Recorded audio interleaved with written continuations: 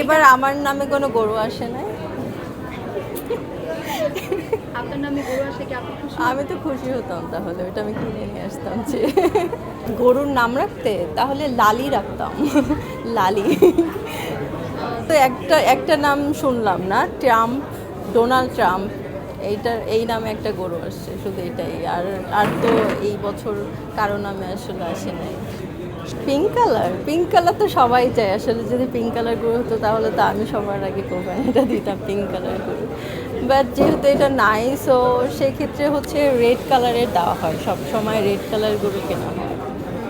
একবার আমি গিয়েছিলাম হাটে, সো ওখানে তো মানে ওখানে তো আর গরুগুলো তো আর কাছে আসতে পারে না, দূরেই থাকে। সো আমি গরুদের থেকে একটু দূরে থাকি, যেন আমার কাছে না আসতে পারে, ভয় পাই।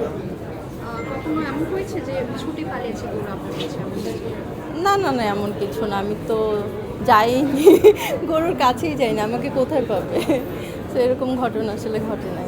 গরু তো অনেকগুলো কালার থাকে, আপনার কোন কালারের গরু পছন্দ, পিঙ্ক কালার নাকি? সামনে তো ওয়ার্ল্ড কাপ আসছে, কোন দল সাপোর্ট? আর্জেন্টিনা, এটা তো সব সময়। কোন প্লেয়ার সব থেকে বেশি পছন্দ? মেসি।